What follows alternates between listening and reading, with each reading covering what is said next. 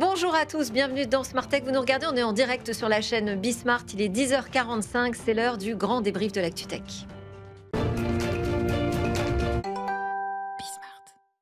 C'est parti pour le grand débrief de l'ActuTech de Smart Tech. Vous nous regardez, on est en direct. Il est 10h45 sur la chaîne Bismart comme tous les jeudis.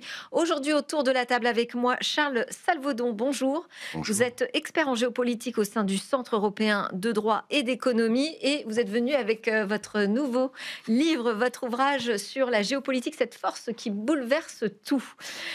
Avec vous aujourd'hui pour ce débrief, Pascal Malotti, directeur de la stratégie chez Valtech. Bonjour, Pascal, Delphine. comment ça va? Très bien, Bon, merci. ça tombe bien, on va beaucoup parler business, stratégie, vente, ça se bouscule encore une fois dans l'actualité. Et puis avec nous également, Éric Lequelennec, avocat. Bonjour, cher maître. Bonjour Delphine. Vous allez bien également? Formidablement bien, comme on dit sur certains réseaux sociaux.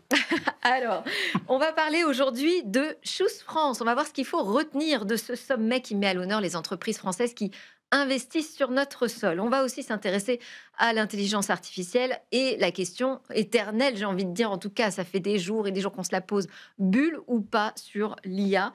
On a vu les alertes de la Banque Centrale Européenne, on a entendu les grands investisseurs aussi commencer à changer leur braquet. On va voir ce qu'en pensent nos commentateurs aujourd'hui, mais je vous propose qu'on démarre avec la découverte d'un robot. Et il est en direct, ce robot. On va parler de ces humanoïdes qui vont peut-être bouleverser l'éducation, en tout cas dont la vocation est véritablement d'engager une transformation dans ce domaine. Et pour lancer cette discussion, on est avec Stéphane Bobo. Bonjour Stéphane, vous êtes Bonjour. sur Educatech Expo, donc c'est très chouette de vous avoir en direct avec nous. Vous êtes le fondateur président d'Innovate, qui est un spécialiste de la distribution de produits connectés, en particulier autour du concept de la maison du futur. Et vous avez annoncé un partenariat important avec Unitri Robotics, qui est connu pour ses robots quadrupèdes, mais aussi humanoïdes. Et donc, vous en avez un là derrière vous, on commence à l'apercevoir. Ouais. Il s'appelle G1 et vous le destinez au marché éducatif français. En tout cas, vous êtes là pour ça, pour commencer à envisager sa distribution. Quand on parle du marché éducatif pour un robot humanoïde, on adresse qui? C'est pour le mettre dans des écoles, c'est pour le faire travailler sur des nouveaux programmes. Quelle est sa vocation? Alors, en effet, comme vous l'avez dit, on est à l'aube d'une révolution industrielle avec l'arrivée de la robotique humanoïde qui sort maintenant des laboratoires, des prototypes, hein. On est à l'année zéro de ce marché-là. Et donc, le robot G1 qui est avec moi aujourd'hui, c'est un produit qui est en fabrication de masse. Donc, on est aujourd'hui en capacité à le commercialiser. Et donc, l'idée, c'est d'accélérer en fait l'apprentissage de la robotique humanoïde au sein de l'éducation française. Ah, c'est Et sympa, il donc, nous fait un bisou. ouais. Et donc, ces robots, l'idée, c'est de pouvoir sensibiliser dès le plus jeune âge dans l'éducation, à l'apprentissage de l'IA et de la robotique. Et donc, c'est une formidable plateforme de programmation parce que ces robots aujourd'hui ont toutes les capacités d'apprentissage. Et l'idée, c'est de mobiliser la recherche française, les écoles, les universités à apprendre à rendre ces produits de plus en plus autonomes et intelligents parce que l'ambition, c'est de les doter d'un cerveau français. Oh là, qu'est-ce que ça veut dire ça, les doter d'un cerveau français? Je ne sais même pas si je serais capable de le définir pour moi, personnellement. Qu'est-ce que c'est mon cerveau français?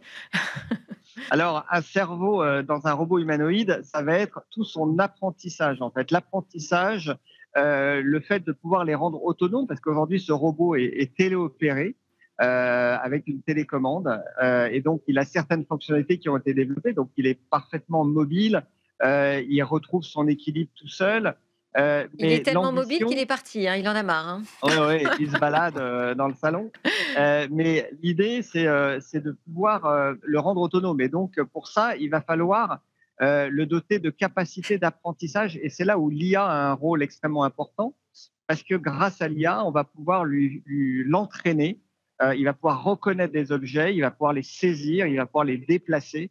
Et donc, c'est là où nos ingénieurs doivent être mobilisés pour développer ces stratégies d'apprentissage. C'est ça un cerveau français, en fait. Il va falloir que l'intelligence de réaction, de la dextérité pour prendre des objets, les déplacer, c'est là où on a besoin de nos ingénieurs. Et donc, la mission d'Innovate, ça va être de développer cet écosystème français en mobilisant à la fois les forces académiques, mais aussi les sociétés dans l'IA, les startups, pour créer cet environnement logiciel et qu'on puisse le doter d'un cerveau français.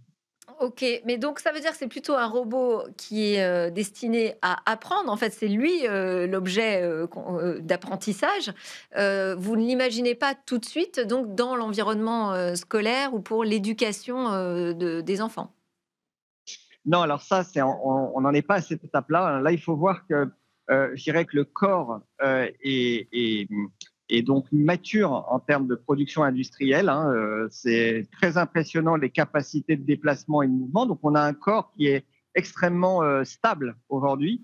Et l'enjeu, c'est de le programmer, c'est de lui donner des capacités pour qu'il puisse évoluer en autonomie dans des environnements tels que la logistique, par exemple, où il y a des pénuries d'emploi, où il y a de la pénibilité, et donc d'être en renfort sur certaines fonctions dans l'industrie aussi, sur des chaînes de production. Demain, dans des hôpitaux, où il sera en soutien du personnel soignant. On a déjà des expérimentations en cours avec certains centres hospitaliers en contact avec des enfants également pour pouvoir interagir avec eux, avec des enfants autistes. On le fait avec le LIRM de Montpellier, par exemple.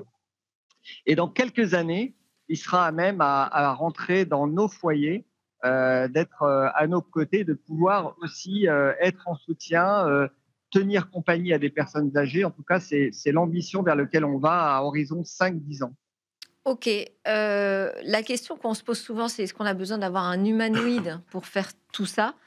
Pour être le, robot qui va transformer l'industrie, pour être, le robot qui va venir, en soutien du système, soignant ou, d'assistance aux seniors, comme on en voit beaucoup, au Japon. Est-ce que le form factor, j'ai envie de dire humanoïde, ça vous semble pertinent? Est-ce que vous voyez vraiment cette révolution, arriver? Pascal? Dans une société où il y a une baisse de la démographie, un vieillissement de la population, ça va devenir de plus en plus... et il y a une acceptation, on va dire, de l'immigration de plus en plus faible. Ça va devenir absolument indispensable. Donc on le Oui, mais est-ce sait. qu'ils ont besoin d'avoir une forme humaine? Enfin, On a besoin de s'identifier à quelque chose et la forme humaine nous permet d'être rassurés en tant qu'individu. Donc on a vu aussi à la Silicon Valley Neo, qui est oui. ce nouveau robot qui serait là pour vos tâches ménagères et toutes les tâches à faible valeur ajoutée que l'on ne souhaite pas faire, sa lessive, le remplissage de son lave-vaisselle. Donc je pense que c'est la bonne direction. Ah oui, OK. Bah, enfin, moi, j'ai entendu l'argument qui dit que finalement notre monde a été construit pour notre forme factor, pour voilà, 2 bras, 2 jambes, donc c'est plus simple, ça évite de tout réadapter. D'un autre côté, quand je vois justement ces robots mettre du linge dans la machine, bon, je trouve que c'est quand même un peu laborieux. On aurait peut-être besoin de robots plus efficaces dans leur forme, C'est un plus vieux spécialisés, c'est un quoi. vieux fantasme, je pense, Un peu SF. c'est un Ouais. vieux fantasme de l'humanité, d'arriver à remplacer l'humain, on va dire, par la machine et de lui donner une forme humaine. Voilà, moi, ça fait des décennies. On le voit dans le cinéma, on le voit aujourd'hui avec l'IA. Mais c'est vrai qu'on voit que Voilà, ça moi, progresse c'est- quand même. Voilà, de plus en après, plus c'est- d'exemples On se rapproche que du moment. Voilà. voilà. Ouais. Ouais, je crois que c'est Elon Musk qui disait que de toute façon, à horizon 25 ans, on en aurait tous un chez nous. Donc, typiquement, je ne crois pas qu'il y ait encore de rupture technologique et on le voit, il y a encore des limitations aux capacités de ces robots humanoïdes. En tous les cas, ce que je voulais dire, c'est que législativement, le RIA a posé des bases aussi avec le bouton on-off qui Donc devrait RIA, c'est figurer. l'AI Voilà. Act en fait. Absolument. Le règlement sur l'intelligence Et artificielle. que typiquement, peut-être que d'ailleurs, sur la responsabilité de ces robots, en revanche, il sera nécessaire, le moment venu, de compléter la réglementation. Ah oui, oui, bah, va falloir vous y mettre tout de suite parce que à la vitesse où ça progresse, cher ami. Et pour le moment, la directive responsabilité de l'IA a été mise de côté. Donc, ce sera Et peut-être pour alors, la qu'est-ce que prochaine vous mandature. pensez de l'intervention de l'intelligence artificielle au milieu, dans le milieu éducatif, au milieu des élèves, des enfants? Est-ce que ça vous semble pertinent dès le plus jeune âge, justement, de les éduquer aussi à la robotique en les familiarisant à ce sujet, en mettant des robots à l'école? Non, je pense que c'est bien de les préparer au monde de demain, surtout dans un pays où en ce moment on ne parle que projets de retraite. Donc, on est en train de s'imaginer déjà dans une EHPAD géante. Donc, non, c'est quelque chose absolument nécessaire de voir après comment on calibre, on va dire, l'utilisation de l'intelligence artificielle dans les processus pédagogiques. Ça, c'est encore un autre débat. Comment on prépare aussi les enseignants, parce qu'aujourd'hui, Oui. 45% des enseignants aimeraient des formations sur le sujet. 20% des enseignants utilisent l'IA aujourd'hui quotidiennement et 75% voudraient bénéficier de formations progressives. Donc 870 000 enseignants à faire bouger, hein, le fameux mammouth. Hein. Ça va demander énormément de formation continue. Donc de ce point de vue-là, il faut partir dès maintenant. Stéphane, là, sur Educatech Expo, vous envoyez des profs et tout ça. Comment est-ce qu'ils réagissent face aux robots, face à G1 par exemple? Bah, écoutez, ils sont très intrigués, en effet, de voir ces machines déjà déambuler dans les allées du salon, et en même temps fascinés par l'opportunité que ça va représenter de pouvoir créer justement des nouveaux cas d'usage et de sensibiliser les jeunes. Donc, il y a tout type de réaction. Il y a des gens à la fois fascinés, parfois apeurés, parce que c'est vrai que ça peut surprendre d'avoir cette représentation physique. Il faut voir que justement, le vrai enjeu derrière cette mécanique, c'est l'IA, c'est l'intelligence, Eh oui. c'est l'interaction, c'est ce qu'on va pouvoir créer. Le robot n'est qu'une représentation physique quelque part de ces interactions. C'est ça qui peut être surprenant. Et donc, vous savez, je reviens d'un voyage en Chine la semaine dernière. Là-bas, le gouvernement a promu l'IA et la robotique dès l'âge de 6 ans. Donc, c'est une matière qui est maintenant enseignée dès l'âge de 6 ans. Ça montre le niveau de sensibilité et d'importance qu'a pris la Chine sur cette révolution industrielle. Et c'est pour ça que on a raté, vous savez, en Europe, certaines révolutions telles que le PC ou le smartphone il y a plus de 20 ans, 25 ans. Ouais. Il faut qu'on fasse partie de cette nouvelle révolution industrielle sur laquelle il y a toute une économie qui va se développer. Et il faut que la France et l'Europe prennent part très, très tôt. C'est pour ça que l'éducation, la recherche doit être en première ligne sur cette nouvelle révolution. Merci beaucoup Stéphane Bobo, je crois qu'on est tous d'accord avec lui sur ce point. Merci Stéphane Bobo, je rappelle, vous êtes le fondateur président du groupe Innovate. On vous souhaite un bon salon Educatech avec votre G1. Allez, nous on enchaîne sur Choose France, donc ce sommet qui met en valeur les entreprises qui investissent sur le sol français, en tout cas qui nous choisissent pour investir. 151 projets ont été présentés dans vraiment des secteurs très variés. Nous on va s'intéresser plus particulièrement au numérique évidemment. Qu'est-ce que vous en retenez vous de Choose France et comment vous voyez ce sommet? Vous dites que c'est un moment important?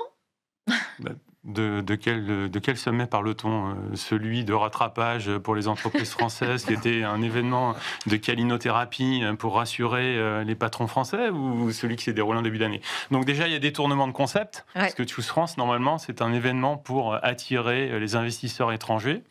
Donc là, c'était un exercice, on le sait, de réassurance pour les patrons français, pour leur dire que l'environnement dans lequel ils étaient n'est pas trop hostile. C'est clair que quand ils ouvrent le journal le matin... C'est pas si évident. C'est pas si évident, donc de ce point de vue-là. Et ensuite, on le sait, c'est un événement qui a été monté à la va-vite. Il a fallu essayer de... trouver des nouveaux projets, donc de racler les fonds de tiroir pour les entreprises, parce que 20 milliards avaient déjà été annoncés sur les 30,4 milliards. Mais c'est vrai, pour être positif, parce que parfois, voilà, j'aborde en bon français le sujet par le côté négatif, mais quelques beaux projets sur la tech. Je pense au projet de Nvidia, Mistral, BPI France et MGX, qui va être finalement une sorte de... pôle intégré verticalement, avec à la fois un pôle de formation, de recherche, un data center et aussi des capacités de calcul HCP. Donc évidemment, les sommes qui sont en jeu sont très éloignées. Ouais. Oui, tout à fait. Très éloignées de ce qu'on voit aux États-Unis, mais il y a quand même quelques beaux projets. Le projet de e-Valley aussi à Cambrai, même si ça ne créera jamais 4000 emplois, ça j'en suis persuadé. Mais néanmoins, il y a quelques beaux projets dans la liste sur la partie technique, et c'est des projets d'infrastructure. Néanmoins, c'est des data centers, on le sait. Alors, est-ce que vous avez le même point de vue? Non, je vais me faire un peu l'avocat du diable Oui, pour allez. donner un peu de positivité au discours que je viens d'entendre. Non, je pense que je rejoins relativement tout ce que vous avez Pascal, dit, ouais. Pascal, mais je pense il y a l'enjeu stratégique de la souveraineté technologique, hein. Il n'est jamais tard pour bien faire, comme on dit. C'est aussi un moyen d'être de plus en plus, indépendant, aussi bien des États-Unis que de l'Asie. Il faut commencer par quelque part. Il y a des beaux projets concernant le cloud, concernant l'intelligence artificielle, concernant également les semi-conducteurs. Voilà, alors, en tant que Français, encore une fois, on est toujours pessimiste, on est Mais toujours est-ce dans que ça veut cette dire qu'on ressort logique-là. finalement les dossiers ou pour montrer que tout se passe bien, ou est-ce que vous pensez que c'est vraiment un booster? Encore une fois, on n'est pas dans un monde parfait et faut bouger, comme on dit. Et voilà, Choose France, c'est peut-être pas parfait, mais au moins ça a le mérite d'exister.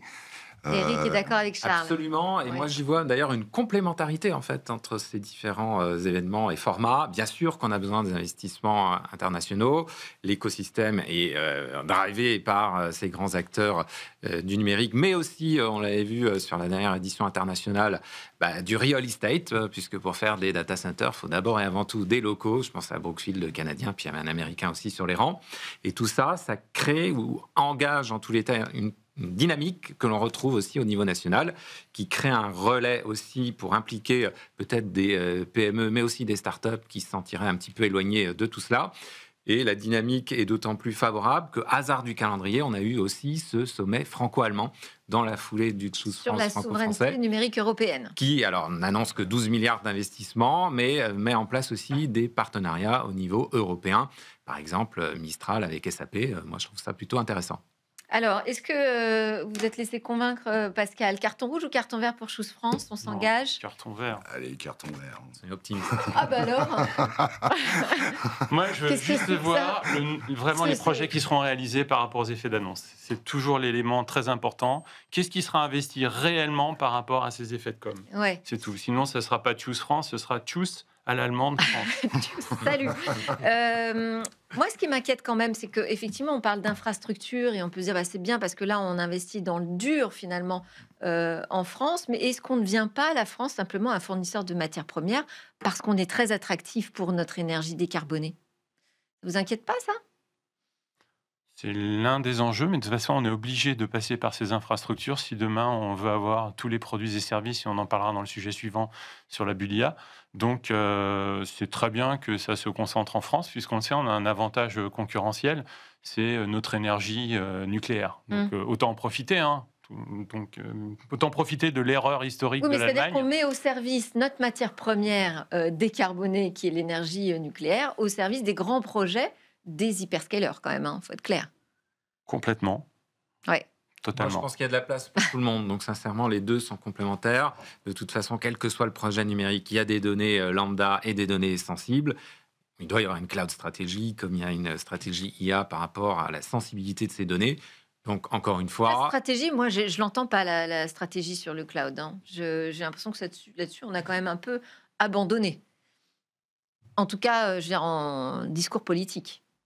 alors, ça nous amène aussi Je ne parle pas de l'écosystème, parce qu'il y a un Non. écosystème, effectivement, qui se bat aujourd'hui pour qu'on lâche pas ce Mais sujet je du pense qu'on ne cloud. peut pas mener tous les combats en même temps. Et justement, le règlement omnibus européen, qui va simplifier aussi un petit peu cette réglementation européenne, va dans le sens de, oui, pour la donnée lambda, moi, ça ne me pose pas de problème d'être dans un grand cloud public, dès lors qu'évidemment, il y a la garantie minimale de confidentialité. Donc, après, sur les données stratégiques, R&D, militaire, sécurité, oui, il faut investir, oui, sur l'éducation pour protéger nos jeunes, oui, sur la liberté de communiquer. Là, on a une donnée sensible qui nécessite aussi bien sur sa infrastructure hardware, j'ai envie de dire, que software et IA, d'avoir un niveau de sécurité supérieur, mais ne confondons pas tout. Et encore une fois, il y a de la place pour tout le monde, chacun à son niveau.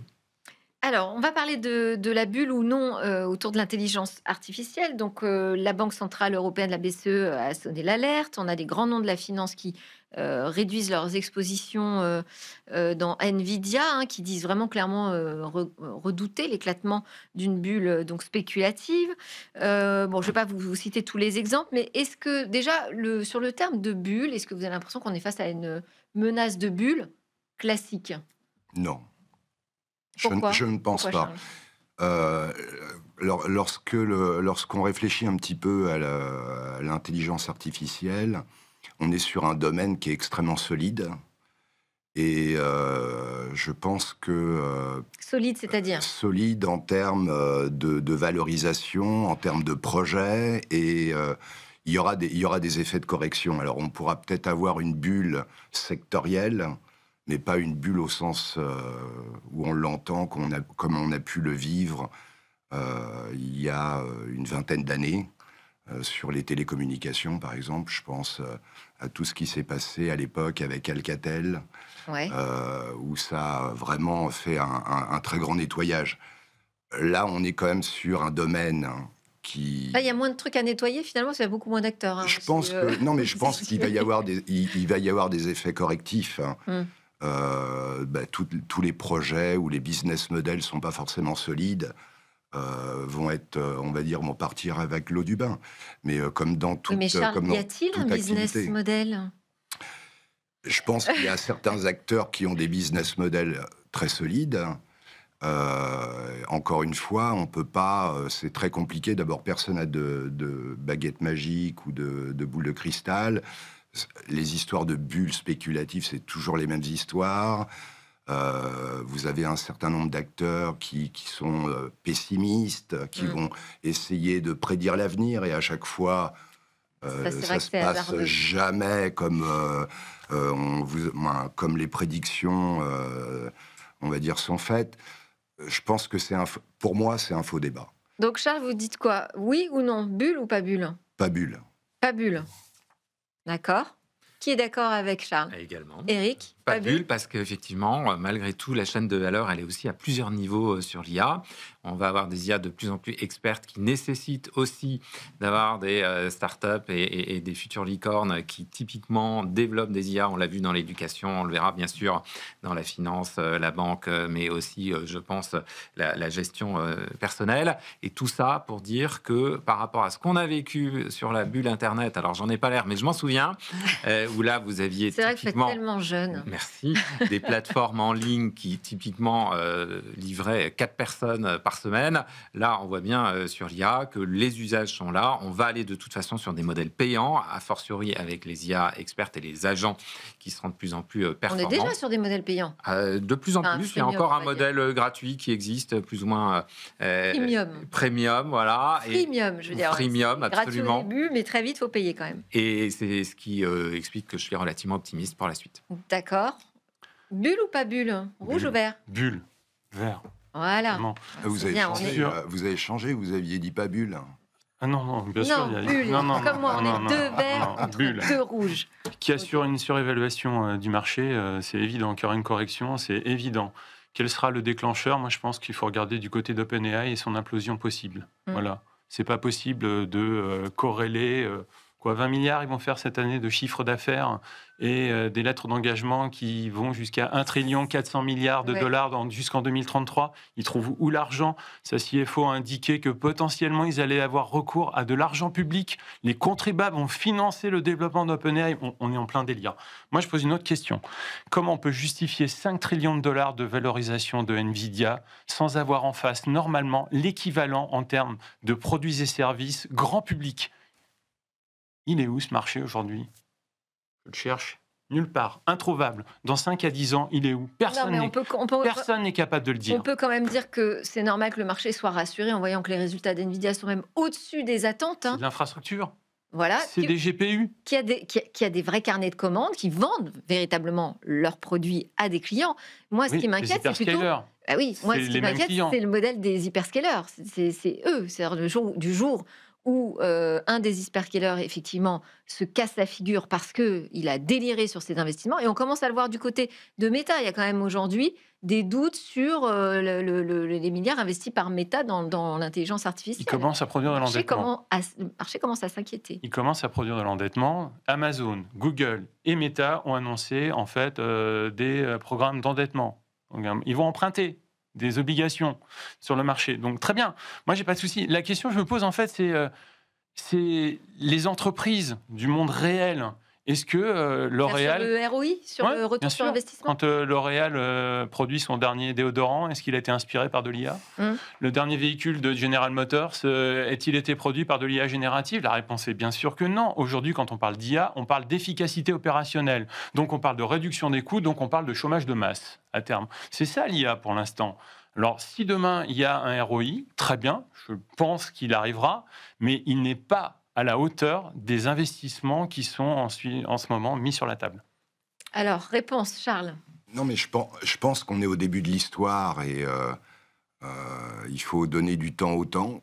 On est un peu trop dans la précipitation. L'IA, ça éveille beaucoup d'attentes, peut-être beaucoup trop d'attentes dans le court terme. Je pense qu'il faut regarder ce cycle, cette nouvelle révolution industrielle dans le moyen et le long terme.